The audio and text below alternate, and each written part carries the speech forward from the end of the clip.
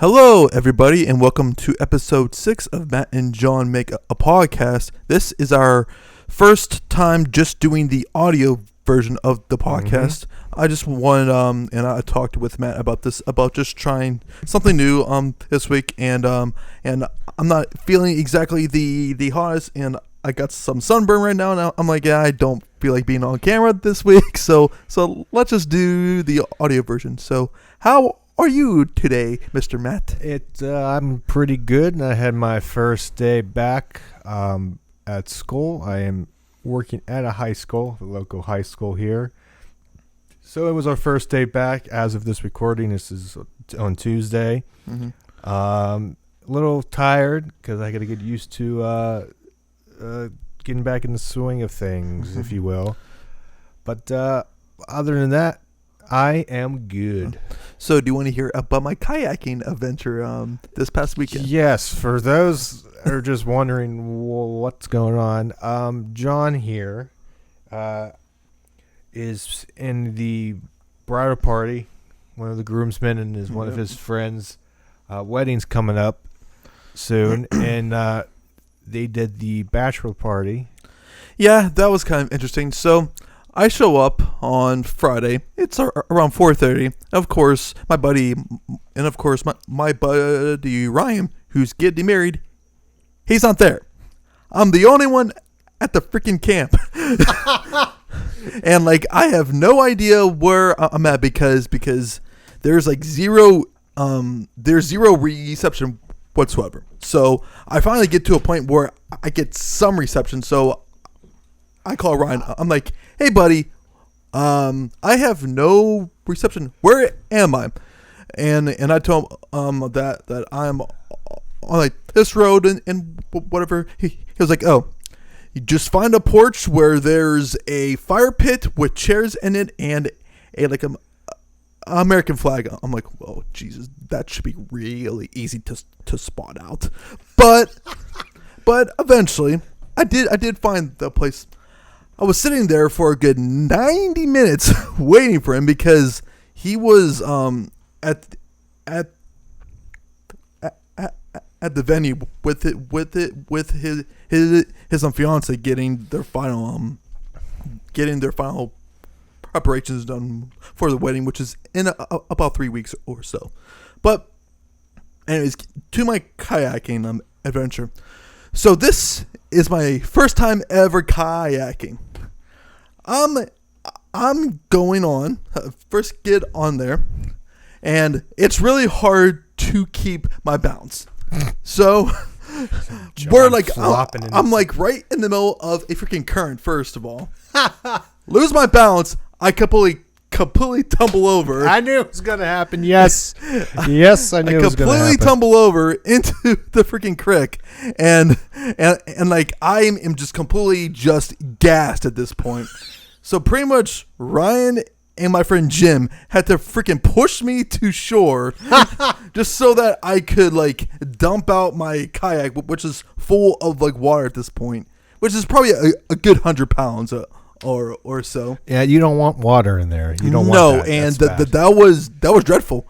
And so I'm sitting there. I'm like, why did I decide to ever do this? And of course, this is literally as soon as we start, which mind you is we went for a good 10 miles with this thing. Holy crap! So, and it's 9:30 or 10 a.m. and I'm like f this right now. I hate it, but I'm like, you know what?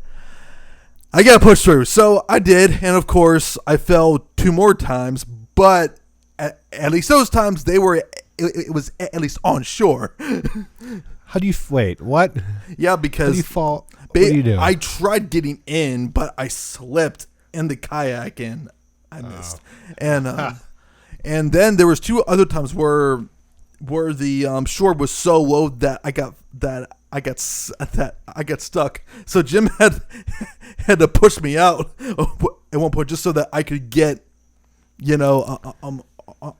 onto a easier way to shore. But sure enough, I didn't die, and I get back, my arms, my back, my thighs feel like anvils. I had sunburn on my forehead, my arms, and I was just exhausted. So when we got back to our campsite, I was like, guys, I am taking a like nap. You guys can go and like drink it and whatnot. So yeah, that was my kayaking adventure. That's as amazing as I thought it was going to be. And sure enough, Ryan never let me live that down. Like literally throughout the rest of the time there, everyone's like, "Oh, hey guys, remember when like Johnny fell in the creek?" I'm like, "No, buddy, I couldn't tell from the previous 50 times that you told us. So thank you. I will never ever live this down." And I'm pretty sure that like that whole tumble is going to be in like Danny's pessimistic speech when we have the wedding. So yeah, that was that.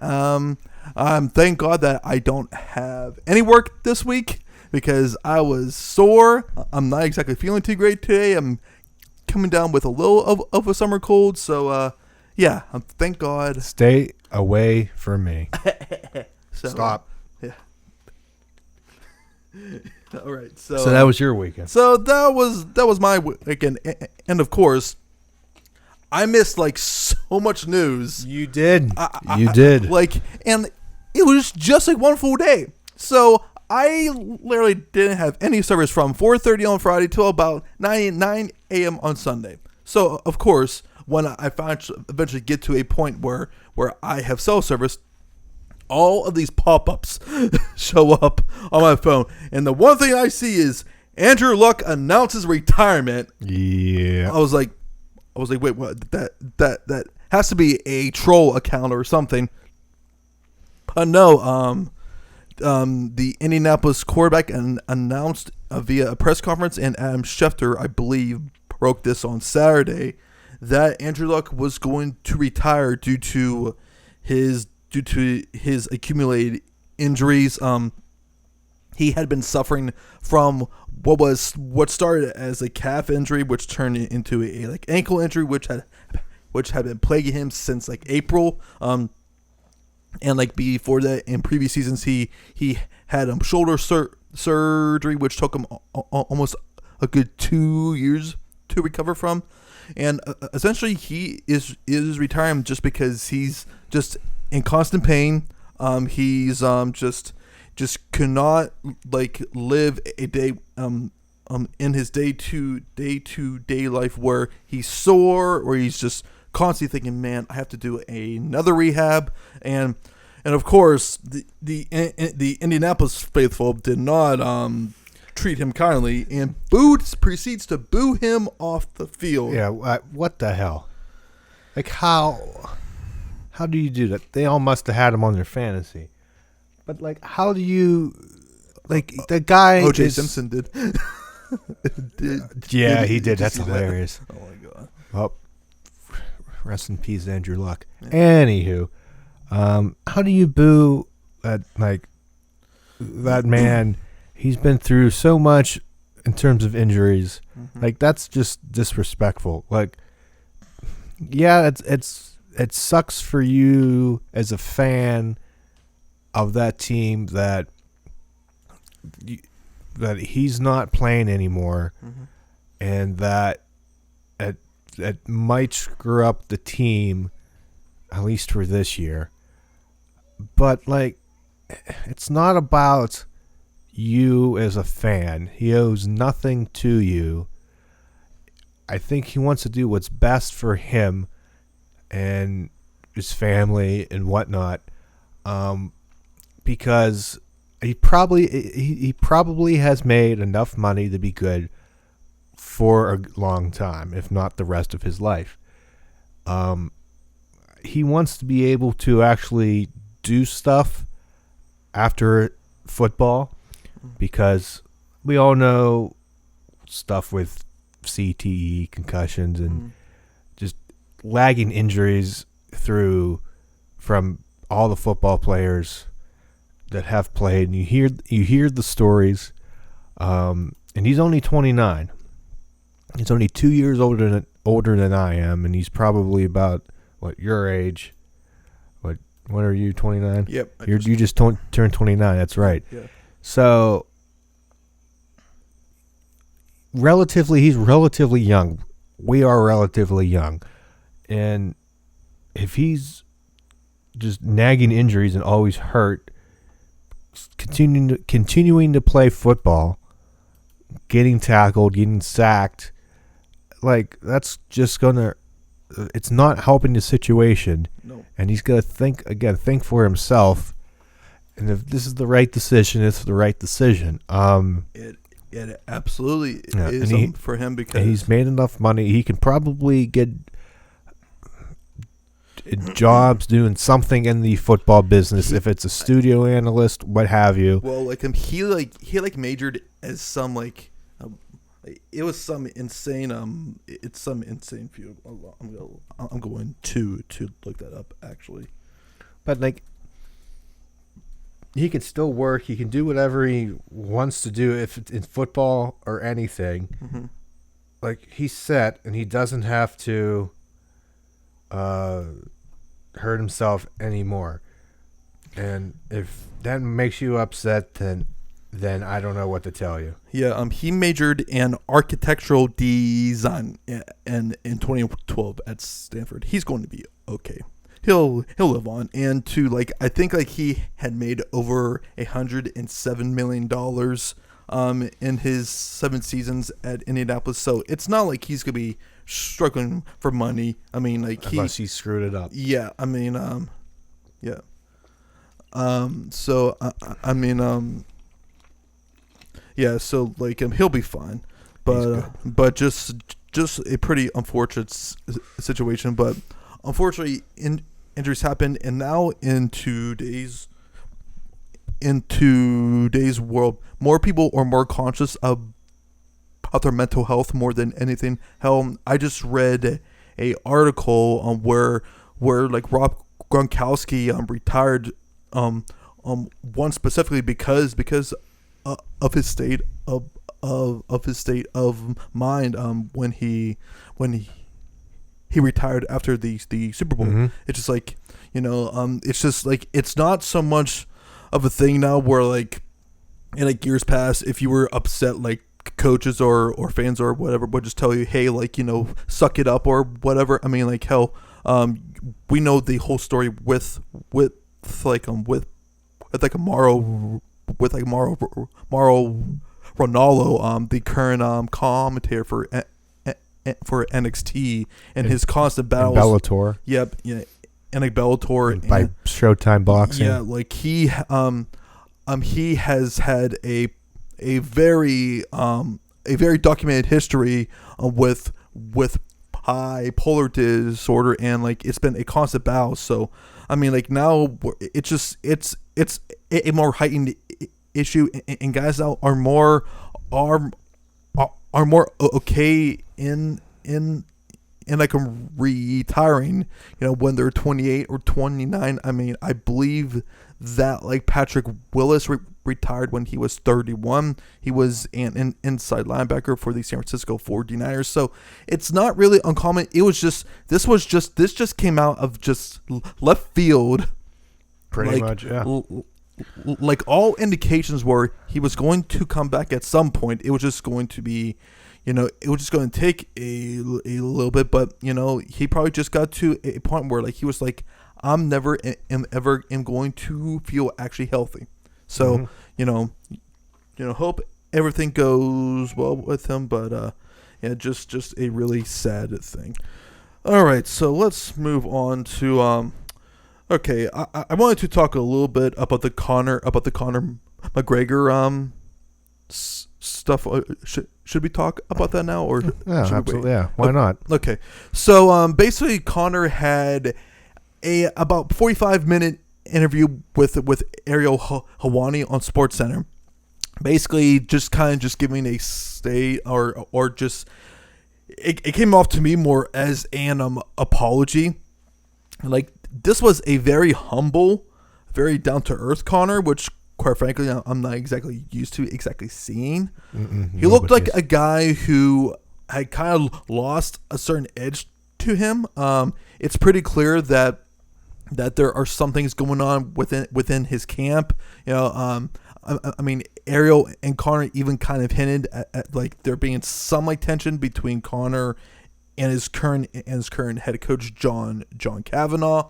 Like with his recent incident, he punched an elderly man at a pub over in Ireland for not taking a drink of his, and before that he knocked out a fan's cell phone and destroyed that.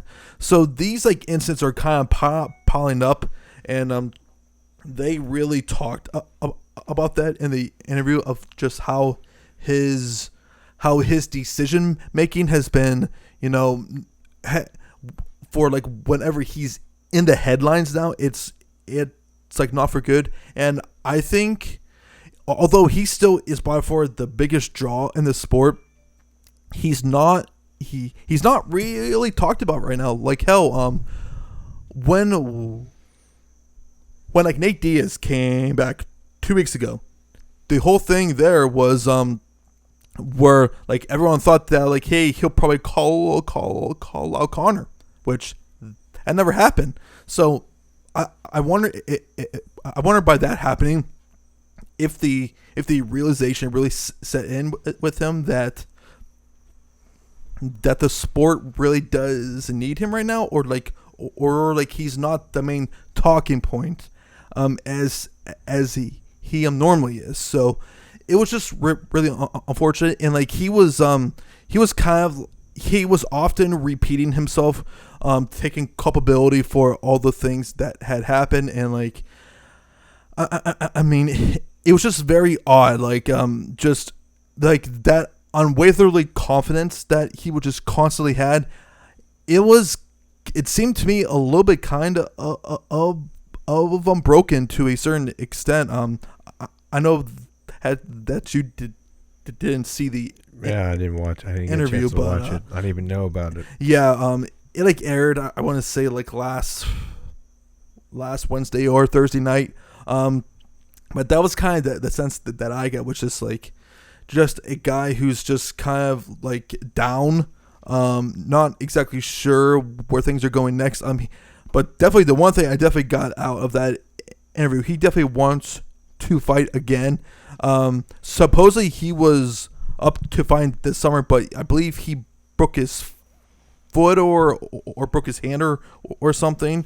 There was talks of him facing Justin Gaethje, talks of, he even talked about like Frankie Edgar, Max Holloway. I'm not exactly sure where they're going to go with him, because I don't think that they're going to be doing a rematch with him against Khabib, just because Khabib beat him so soundly and pretty handily.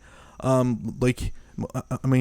always have that fight with like Nate, or maybe have a fight against a Gaethje or an Anthony Pettis or a Tony Ferguson. But I really don't know where things are going to go. But supposedly he's going to fight before the year is over, but I'll believe that when I actually see it. Do you have anything to add there, Matt? No, not really, actually. I think you pretty much covered that well. But one thing that was covered a lot through this last weekend that I think you were away, swimming to your death, is that the Disney's D23 convention, what took place just recently and wrapped up. Yeah. And a lot of news came out of it, and I found this article by Polygon that I'm going to use in reference, and I'm going to leave the link to this in the description, so you guys can read more about stuff for yourselves, because kind of going to skim and not read this word for word because that's not right. But I'm just going to go through a couple of these headlines here, and if we have opinions or John has an opinion, we can talk about that there. But the first thing here on the list, coming to Disney Plus, is a new Lizzie McGuire show will happen. Hilary Duff will be back, obviously. Now she's in her 30s. And now she's figuring her life out, like always. And she's going to be an apprentice to a decorator.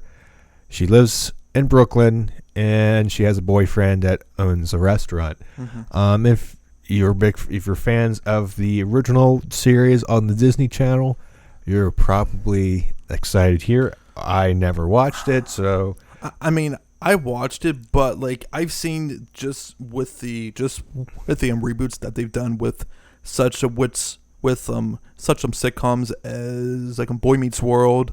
I think they did something on like Netflix for like Fuller House. Mm-hmm. It just these like reincarnations just don't really ever live up to the originals. Like I'll probably end up seeing it because I'm definitely getting the Disney. Yes, take my money, Disney. Up. So yeah, I'll probably check it out and see if it's probably won't watch it. Yeah. If you like cartoon, or if you have kids out there that like Phineas and Ferb, mm-hmm. they're going to be back, I believe, with a new movie on Disney Plus as well. High School Musical, the musical. They had released a trailer. Is that a series? I guess it's a series. So that's something that's going to be big for maybe the young girl generation. Maybe. I don't want to put everybody in a box, but that's happening. Toy Story's having a spin-off of Forky. I think it's titled Forky Asks a Question. Let's see. I think he's just asking questions. I think it says here, Forky asks, what is money to Ham, which is a piggy bank? And they talk. So I guess that's a little series too, if you're a big fan of Toy Story, which I am, and I still need to see the fourth movie. Same here. So everybody, I guess, loves Forky. Monsters at Work is a spin-off series from Monsters, Inc., and it takes place right after Monsters, Inc. takes place.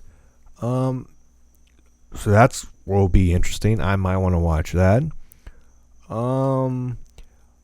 Marvel's What If series coming to Disney Plus. They had released a trailer, and it had Steve Rogers piloting, words are hard, a mech.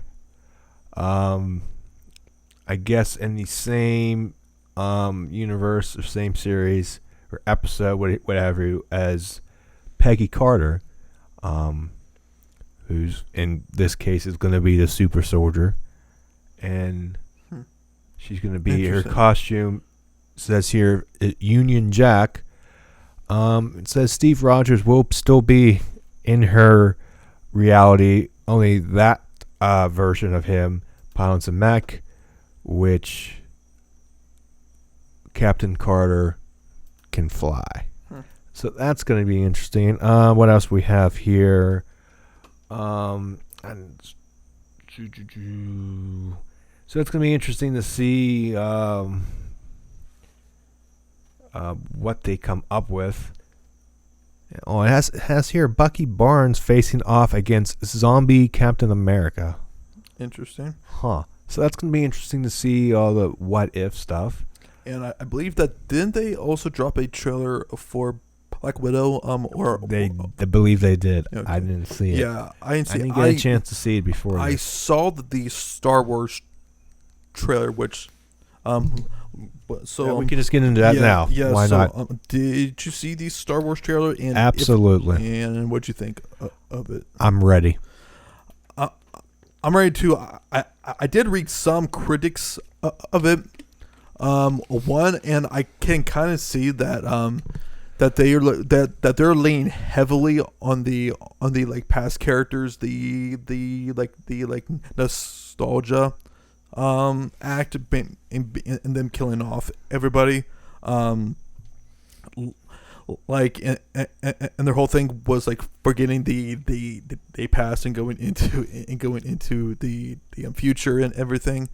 I mean, I guess I could kind of see that because they kind of devalued some of those past characters, like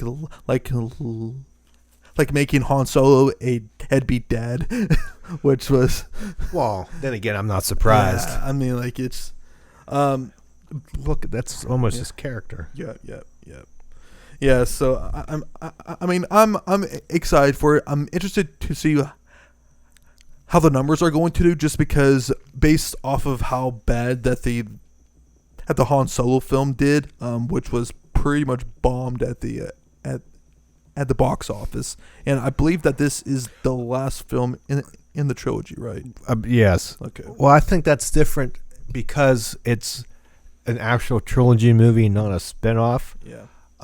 But the big thing everybody's talking about from that teaser trailer, which showed clips from all the movies, is that Rey had that red lightsaber similar to Darth Maul. Or no, sorry, Darth Maul. Yeah. People were speculating, but that's what a teaser trailer is. It speculates. Nobody knows what's going to happen. I want to say that is probably a clone of hers, or like a look into an alternate reality, maybe something. Because there's no way. No, there's no way JJ just gives you that exactly in a teaser trailer. Yeah, It wants you to talk about it. Mm-hmm. That's what everybody's talking about on Twitter. It's like, oh, what's this? Yeah. What's this? Mm-hmm. It's a teaser. You want to get a taste to make you go and see it. Yeah. Even C-3PO had red eyes at once. Maybe he's taken over. Yeah, which that was Palpatine. that was kind of weird. So, Do it. Yeah. So yeah, I mean that. I'm interested. Yep, I'm definitely interested. I think JJ, knows how much pressure he's under to Big time. Close out this series. Mm-hmm. And obviously, with Star Wars and the fans of Star Wars, you're not going to appease 100% of everybody. That's impossible. But again, this is coming from somebody that was okay with The Last Jedi. I enjoyed it. Sue me. There were a lot of people who hated The Last Jedi. Sue me. Yeah, I mean, like, I was fine with it, but I know a lot of friends of mine who like had a lot of like not nice things to say about it. Like a lot hated how they killed off Luke and everything. But I thought it was still a good way to go out. He was a badass. Yeah. Well, yeah. I mean, hell, it's not like it's not like what they did. My one big beef with Last Jedi. I'm not saying it was a perfect movie by any stretch of the imagination. It wasn't. It's not like they killed off Snoke. He was there and they killed him. Luke went out. That made no sense to me.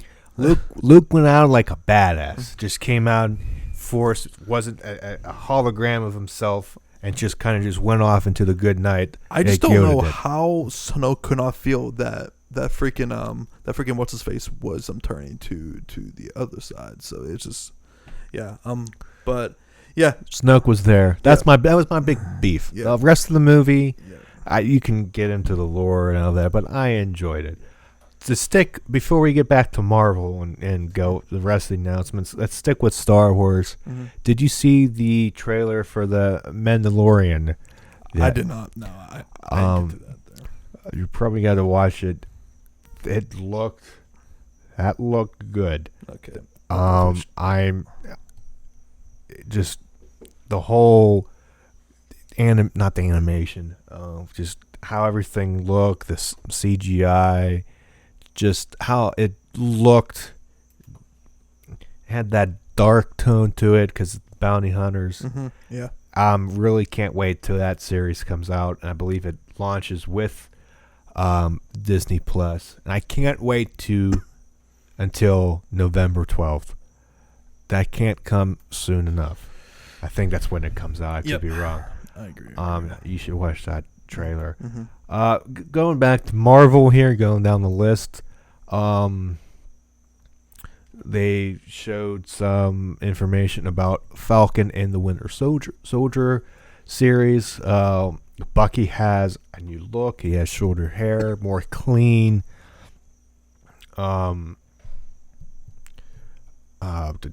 Clean look.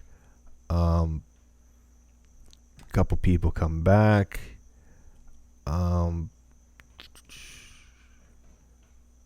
Emily Van Camp returns as Sharon Carter. Wyatt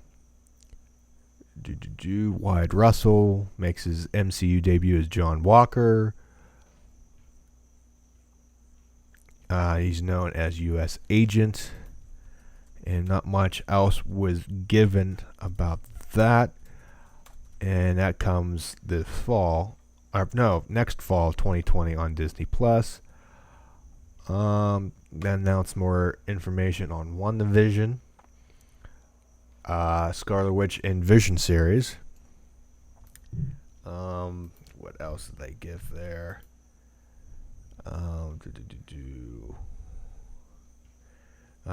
They said some casting announcements. Kat Dennings will come back in the role of Darcy Lewis from Thor and Thor 2. And Randall Park plays Agent Jimmy Woo from Ant-Man and the Wasp. They had a brief teaser video there. Going on. They announced Miss Marvel, Moon Knight, and She-Hulk are coming to the MCU. Believe that is coming to the shows on Disney Plus, if I'm not mistaken. Jeff Goldblum and Kristen Bell are going to have reality shows on Disney Plus. One show with Jeff Goldblum is called In the World According to Jeff Goldblum, where he goes around and tries things, stuff, and all that fun, as it says here. When he goes around and tries things. And I quote from the article: "In the world according to Jeff Goldblum, Goldblum goes around and tries things." And that could be interpreted in so many ways. I want to watch that because of Jeff Goldblum. Did you see his article, his interview from Variety when they said Spider-Man's not in the? No, but I heard that it was. It's hilarious. It was hilarious. It's GIFs or GIFs or whatever, memes already. Yeah. It's only a Jeff Goldblum interview can go. Mm-hmm. Kristen Bell executive produces a show called Encore. It's about high school theater kids reuniting in their middle age and putting on one more show. Both will be available at launch on November 12th. They are going to do a live action. Disney with their live action movies. The live action Lady and the Tramp trailer. They're all dogs. Of course, Disney's just doing that. That's going to be available on November 12th as well. And they showed a trailer for Noelle with I forget her name. Oh my God, Anna Kendrick. That's gonna be on Disney Plus as well. It is Noel. It's about, I think Santa's sister. I believe that is it. Bill Hader is in it too. Billy Eichner will be in it as well. Let's see. Moving on, there will be a show, a Muppets show on Disney Plus called Muppets Now, and there was not a whole bunch of information going along with that, but that will be in 2020. Apparently, it's described as a new short form unscripted series. Mm-hmm. So that's interesting. There's just a whole bunch of crap coming to that streaming service. That's going to be well worth the $6.99. And did you hear about that deal that they were throwing down? Like I am subscribed to it, but basically you just put your email address, and if you get chosen for one of the people for the special deal, like if you pay $140 straight up, that is good for like in 3 years. I don't know if I would do that. Yeah. I mean, like, I mean, is that the deal? Yeah. I mean, I just threw my name in there just to see if I would get even chosen. I believe if you go onto DisneyPlus.com, I know you could put your email for being updated. Yeah. So basically, I might have to do that. Yeah. I mean, like, it's just something to consider, but definitely I'm getting that bundle package with Hulu, ESPN, and Disney Plus, because I believe it's like $65 a year for that, or some insanely awesome deals. So, moving on, some other news from the convention D23. If you're a fan of Star Wars, the Clone Wars, yep, that's coming. It comes out February 2020. Finally get a release date. Cassian Andor series begins shooting in 2020. Again, that character is from the Rogue One prequel movie. So Diego Luna and Alan Tudyk, I probably mispronounced that, who played Cassian and Andor and Droid K2SO respectively, will reprise their roles there. So another spin-off series. Another thing about the spin-off series, I think if they're worried about, like we talked about before, if Solo did bad in a movie theater, I feel like they should just release those on Disney Plus.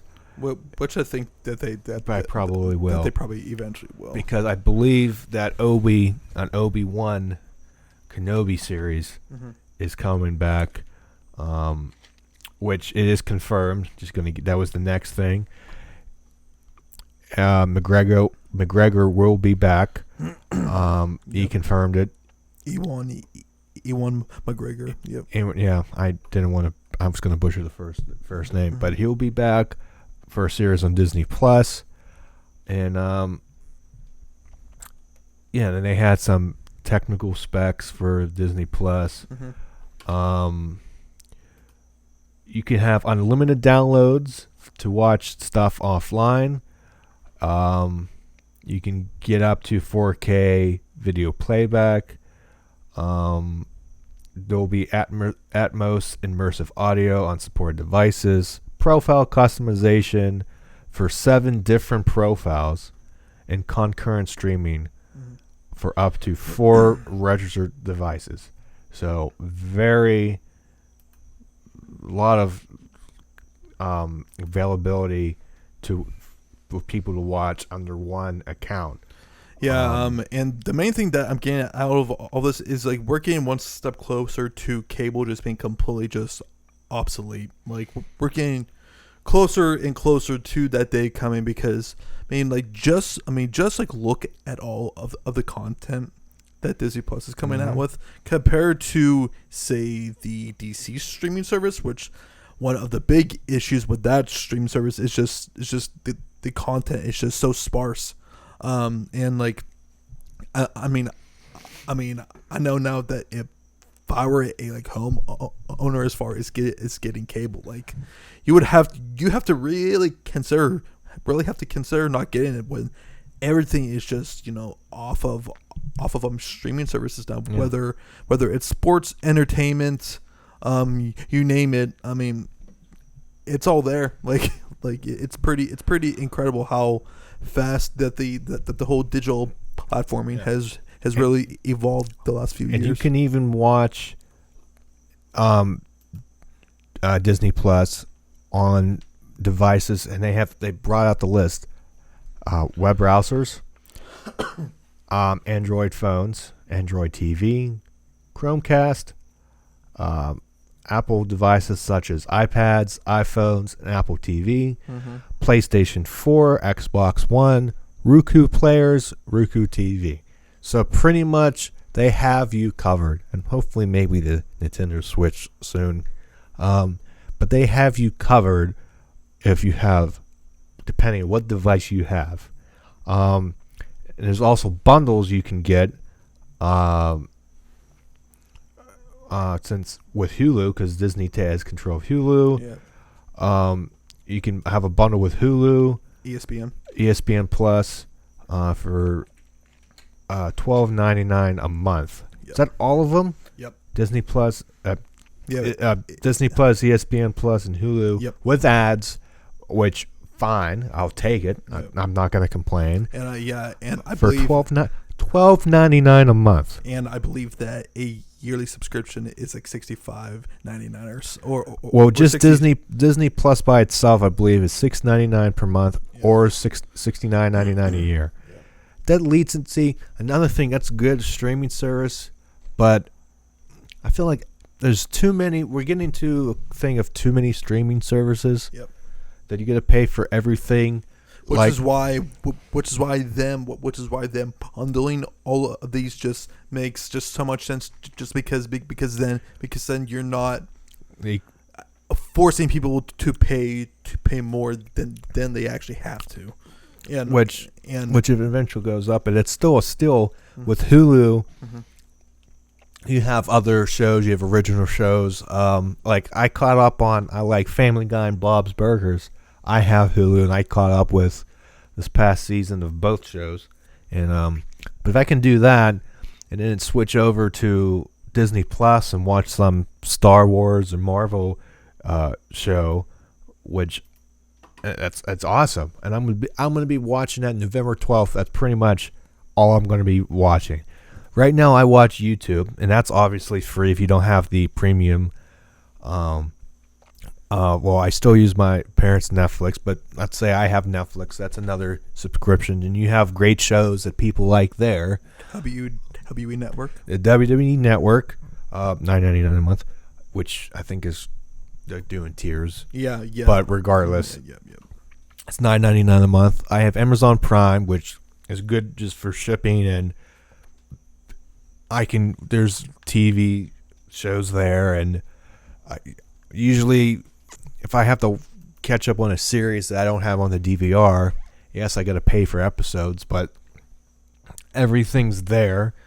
Like the big stink with The Office leaving Netflix, like NBC wants to put that on their app and streaming because that's going to happen to pay for that. There's CBS All Access coming off the top of my head. They have, I think they had like a Star Trek series on there, and that the new, oh my God, I can't think, but there's another show. If it comes to me, I'll say it. There, but that's exclusive. That's behind a paywall of the subscription. So there's so many. After a while, it adds up. But, But the thing is, the counterpoint to that is how much the subscriptions does it counter a monthly bill from for cable. which I have on friends who have cable, and some are paying like an insane amount, and they're like it's not even close. Like, yeah. And then with like TV streaming, like YouTube TV, which I'm a big fan of, or whatever streaming service, if you do that, you use. I think if I ever get like move out and find a place, I might just stick with YouTube TV and not pay for cable. Just get Wi-Fi, so YouTube TV, I could still watch TV, and I have obviously YouTube in general, Disney Plus, probably Netflix, Amazon Prime, Hulu, I guess with the bundle, and like with YouTube TV, I believe you get unlimited DVR storage. Yep. So like everything is pretty much gonna be just the TV, and that's your gateway to everything, which is pretty crazy if you just think about, I don't know, 10 years ago, let's just say. 10 years I'd be still in high school, or just, whatever. Like, things have changed so much. Before, it was just TV. Everybody was watching TV, and even before that, if you didn't have like DVR, if you missed something live, missed something live. There was no, YouTube or like short clips on Twitter. But now I'm thinking back to like when Big Bang went off the air, the series finale. Like, if you had a show 10 years ago go off the air, like everybody watched, and that was the big thing. But when that went off, I didn't watch it yet, the last episode. Just being on Twitter, there wasn't like a big talk about it. Like, people talked about it, but it wasn't crazy. But if you have a show like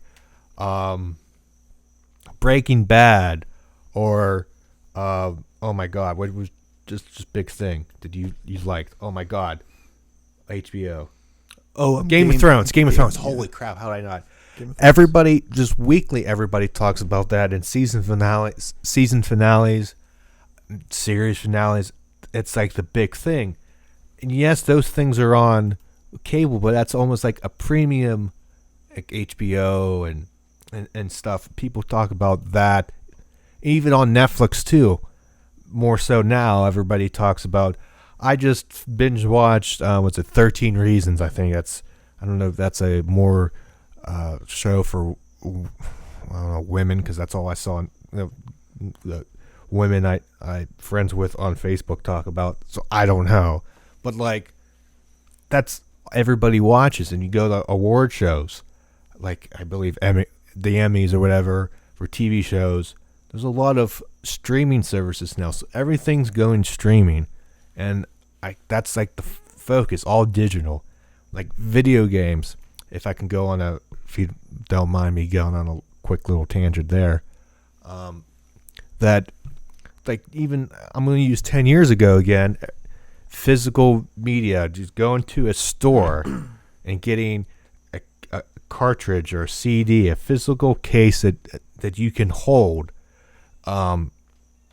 was like the thing, like the only way, and maybe buying stuff digitally was slight convenience, but now like everything you can get digital, and that's like the way of the future. I don't have an Xbox, but I keep up, and they have that Xbox Game Pass for a low monthly fee that you can sometimes get games day of, and you can just stream for, I don't know, $10 a month, and you just play, or you can download and play. Everything's going there. Xbox even came out with a diskless system, the Xbox One S. I figured the joke was sad with the initials SAD or whatever. But like that's an option, and Google is coming out with a system, Google Stadia, which is just streaming. You can play games on your browser, or you get this little thing they sent you, whatever you plug in, and you can play. You have to pay a subscription fee and then pay a regular game fee, like $60 for a game, which is stupid. But like, companies are going all digital and streaming and whatnot, and it's just the stuff we've seen within the last couple of years is just like, it happens so fast you don't even think, and we are just accustomed of it just going with the flow. If you take a step back and think, like 2 years ago, none of this existed or wasn't this big, but like digital and streaming is like the big thing, and then cable companies have to play catch up. And I know like Comcast, which I have, offers like YouTube, the app YouTube on that, and Amazon Prime on that, trying to, I guess, win people over. And they're getting into, you can stream your cable on your phone, or I know Comcast Xfinity has their cell phone service, Xfinity Mobile. They're trying to change, but it's going all digital. And so, yeah. Yep. Okay. That's enough for my rant or that, but I was going on a tangent. I had so much to say about that. All right, then. There is a big pay-per-view this weekend. To switch over to wrestling, of course. Yeah. Surprise. Yeah, and this is going to be our only wrestling content for this podcast. But we're just going over briefly what the main matches are. But some of the big news that came out was, unfortunately, that had Jon Moxley. He had suffered staph infection in his elbow and had to be pulled out from his match against Kenny Omega.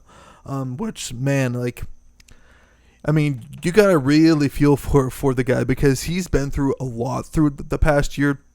I mean, I know that he suffered that same staph infection when he was recovering from his shoulder surgery when he was still in WWE.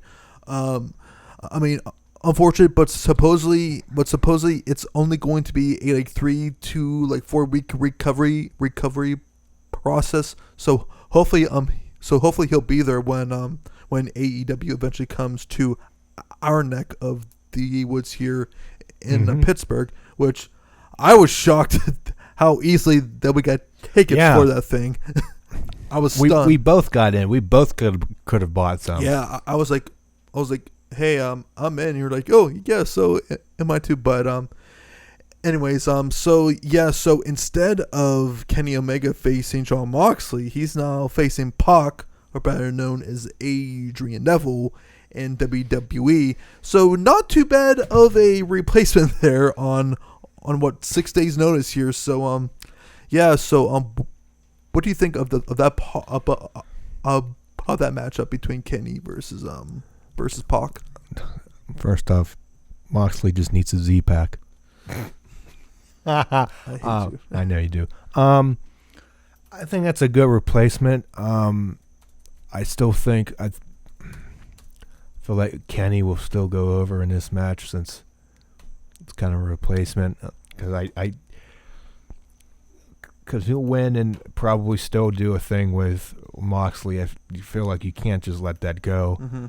It might be a blessing in disguise. The longer we wait, the more you want to see it. Yep. But it should still be good. I know it's not as big as it should be, but nothing against Pac.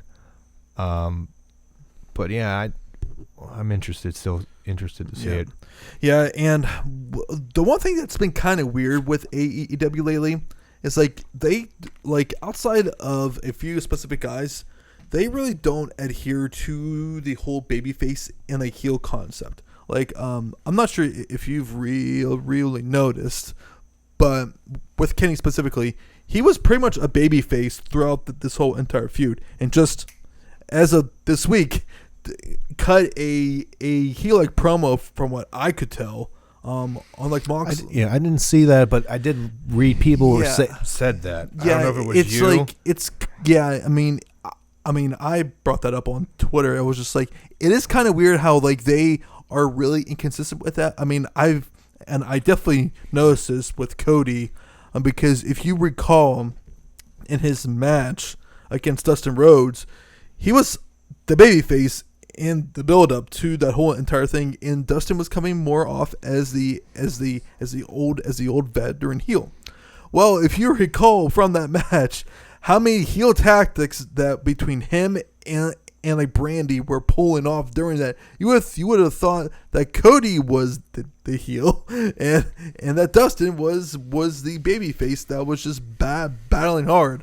So and Cody has like stated on multiple occasions that they really don't adhere to the whole babyface and heel dynamic anymore, and it's always up for interpretation with the fans, which I guess I could kind of see, but it does, I feel like it sometimes confuse your audience at times on which side of the spectrum that you're on. Pro wrestling's always that battle between good and bad. It is, and there's some form or fashion. Yeah, and there's definitely some gray areas. I mean, how just recall the whole Attitude Era. There was a ton of them gray area, and with the NWO and everything. But still, it's just like I just wish that there was some consistency there, but still should be a pretty good match between Omega and Pac. We as wrestling fans, we can criticize AEW. We don't have to praise them always. Yeah. I'm shocked. Yeah. That's kind of in jest there. Yeah. Kind of a fun thing there. I mean, I'm still a really big fan of the product, but there are still things like that I just don't care about. Like, honestly, a lot of this undercard I just don't care about.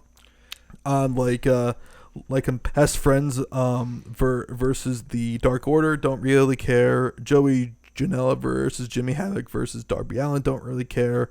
Although I'm intrigued with the Women's Casino Battle Royale.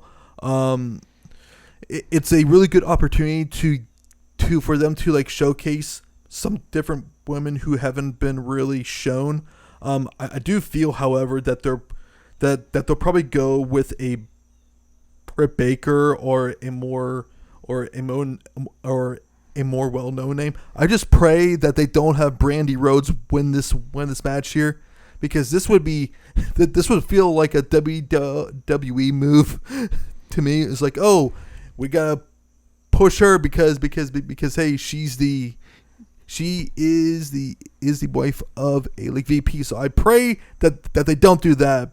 But yeah, I'm intrigued to see if they actually go on that route there. Do you have any thoughts on that match?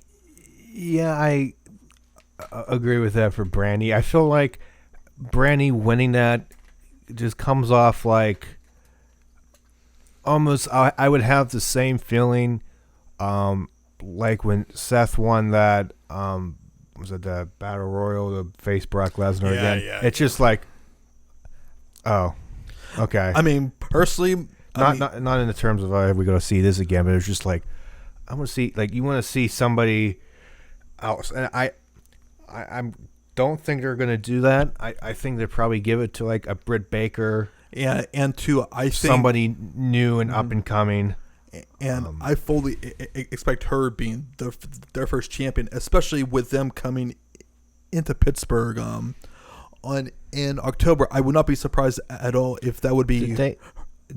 Yeah, if that would be her first title. Did they say when that women's title match is going to be? First show on TNT.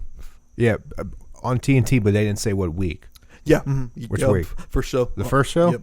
Very first show. How much I keep up with that. Anywho, another match just because of the hype, Private Party versus Angelico and Jack Evans. I am a huge fan of Fun Private Party. They are definitely they like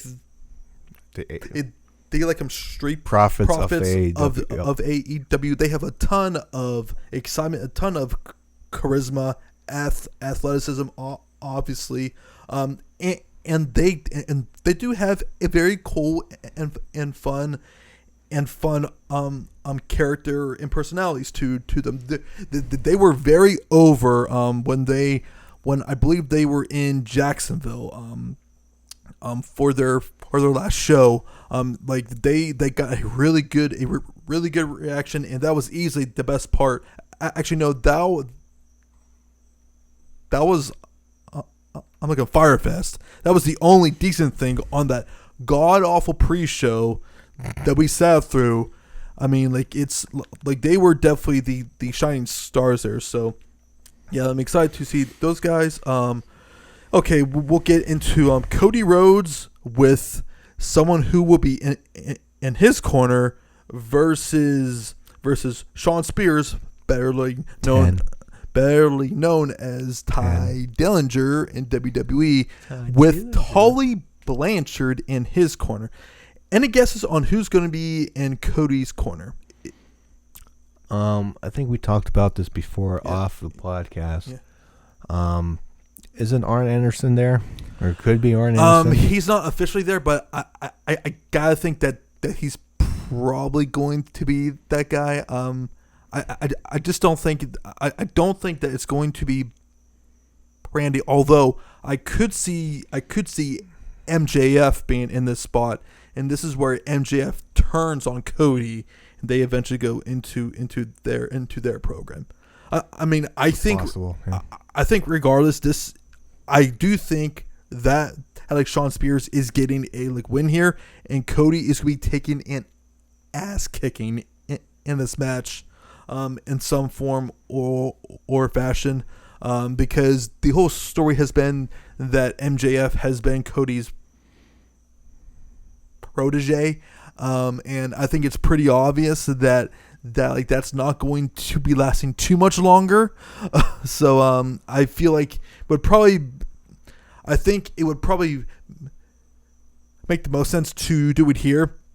Yeah. And to give Shawn Spears a really good win here as they head into their TV, which they need to establish more main event level heels. I mean, obviously you still have a like Jericho, but to me, Shawn Spears, he needs that signature win in my opinion. So that should be good. Then we move on to the Young Bucks versus the Lucha Brothers in a ladder match for the AAA Tag Team Championships. People are gonna die. Oh God, this is going to be insane. People are gonna die. I'm hoping that this is their final match. I mean, we're definitely getting on the point of overdoing it, because I believe that this is their third match in like 4 months.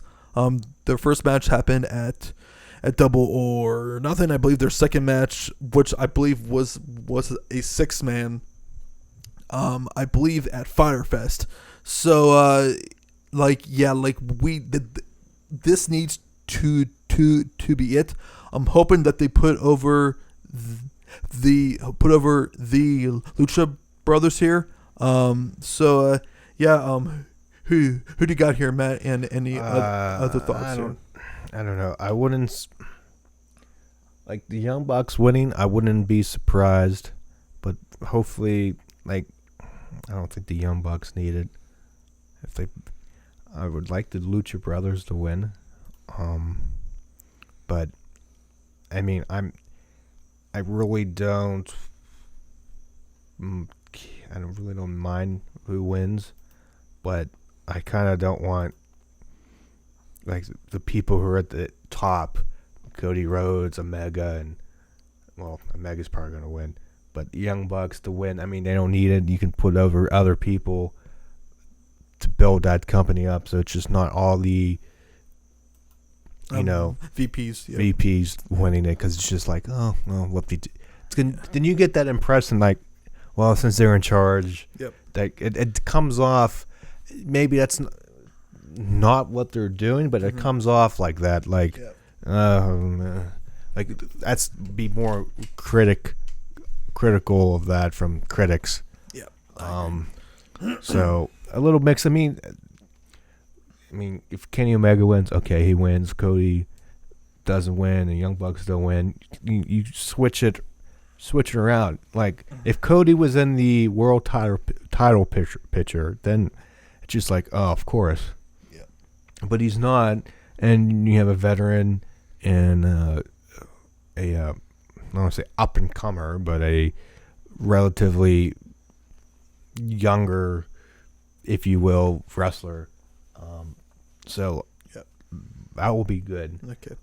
So I almost transitioned to that. We have Chris Jericho versus Adam Hangman Page for their new AEW World Title. In my opinion, it would be a really bad decision if Chris Jericho is not your first world champion going into TV. I don't care about the whole argument of like, oh, they're putting over the ex WWE guy.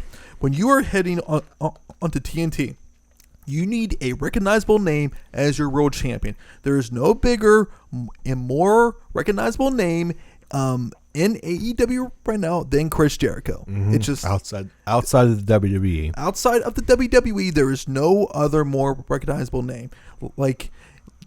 And it's not like that he's gonna be champion for like 8 or 10 months. I mean, it's pretty clear to me that eventually that spot is going to go to Kenny.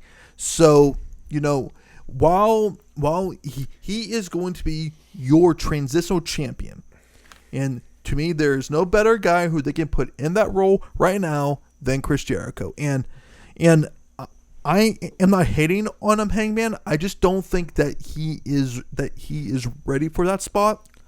And just from a promo standpoint, like you just hear those two, and I get it, it's Chris Jericho, but there's just such a vast difference in like who between those two that you could buy as your world champion. It's just business wise. Yep. Chris Jericho as your champion just for initially is good. It gets eyes on the product. Sells tickets. He's good to carry the company out in the beginning. Yep. And then eventually you can get whoever you want to be champion. Exactly. But that initial push to start, I think you need an established name, a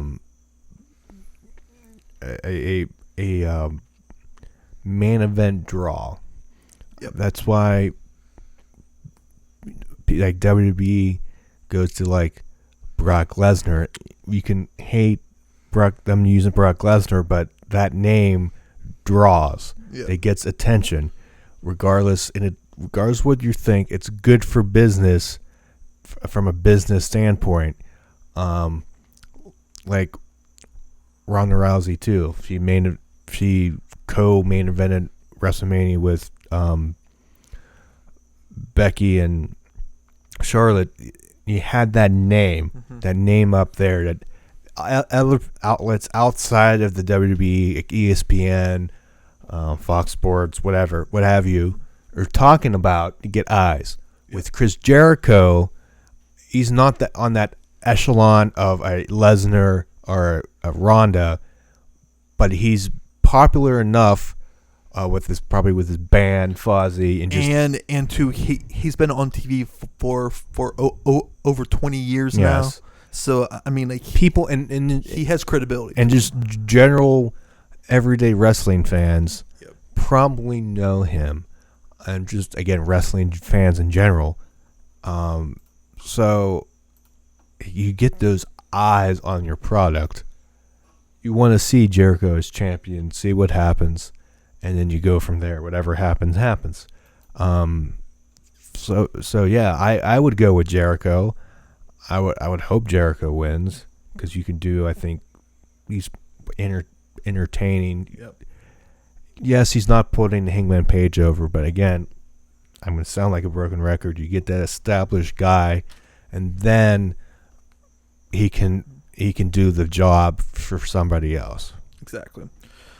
Well, I mean, like it should be a pretty good show. I'm expecting a very fun show.